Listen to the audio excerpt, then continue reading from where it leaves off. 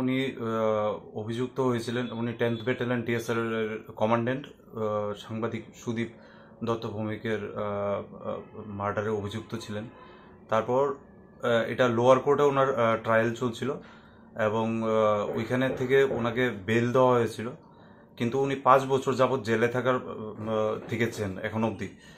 ওনাকে বেল দেওয়ার পরে সিবিআই ওরা এসে আবার হাইকোর্টে একটা অ্যাপিল করে ওনার বেলটা ক্যান্সেল করেছিল। তখন এরপর আবার পরবর্তী সময়ে তপন দেববর্মা উনি সুপ্রিম কোর্টে ওইটা বেল ক্যান্সেলেশন এগেনস্ট এসএলপি করেন, অ্যাপিল করেন এবং সুপ্রিম কোর্ট একটা ডাইরেকশন দিয়েছিল হাইকোর্টকে যে কি উপায়ে ওনাকে কোন কোন কন্ডিশনগুলো দেখে ওনাকে বেল দেওয়া যেতে পারে এবং ওইটা আবার রিপিটেড দেখার জন্য, হিয়ারিং করার জন্য।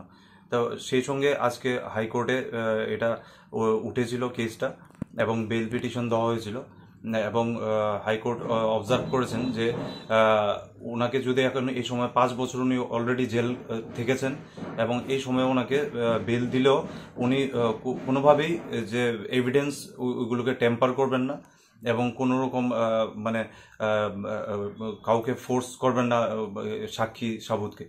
তারপরে এটার মধ্যে ছিল 144টা 144টা উইটনেস ছিল, যার মধ্যে এখন অবধি শুধুমাত্র 5টা উইটনেসই এক্সামিন করা হয়েছে, ক্রস এক্সামিন করা হয়েছে।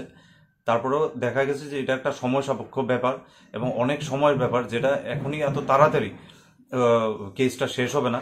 আর উনি অলরেডি 5 বছর জেলে থেকে ফেলেছেন। সেগুলোর মধ্যে মানে স্যাটিসফাইড হয়ে হাইকোর্ট অফ ত্রিপুরা আজকে ওনাকে বেল দিয়েছে। তপন দেববর্মা টিএসআর এর যে কমান্ড্যান্ট, তাদের সাংবাদিক হত্যার মামলায় যে অভিযুক্ত, উনি অ্যারেস্ট হয়েছিলেন এবং আরো কয়েকজন অ্যারেস্ট হয়েছে। তো 2017 থেকেই তপন দেববর্মার জেলে। অনেকদিন ধরে ট্রায়ালটা ডিলে হচ্ছে, সেই জন্য আমরা হাইকোর্টে গিয়েছিলাম, না জজ কোর্টে, এডিশনাল ডিস্ট্রিক্ট অ্যান্ড সেশন জজ কোর্টে আমরা অ্যাপ্লাই করেছিলাম যে ট্রায়াল কোর্ট আর কি, ওকে বেল দেওয়ার জন্য।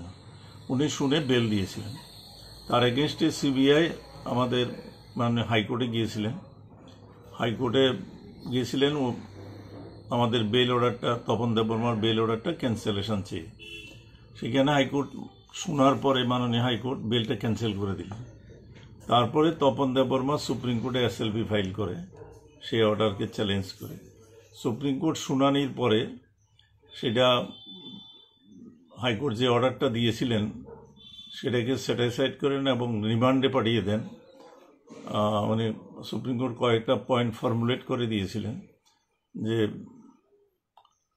আসামি তপন দেববর্মা প্রায় মোর দেন 5 ইয়ার্স জেলে আছে, তার কোনো আর্লি ট্রায়ালটা কমপ্লিশনের কোনো সুযোগ আছে কিনা। দ্বিতীয়ত আরেকটা পয়েন্ট কনসিডার করতে পারে, তাকে বেলে দিলে পরে whether he will be available, অথবা সে কোনো সাক্ষী টাক্ষীকে ইনফ্লুয়েন্স করার কোনো চান্স আছে কিনা, এইগুলি বিবেচনা করে বেল পিটিশনটা কনসিডার করতে বলেছিল। সেই জন্য সেই অর্ডার মোতাবেক আজকে হাইকোর্টে, মাননীয় হাইকোর্টে সেটা শুনানির জন্য ফিক্স ছিল।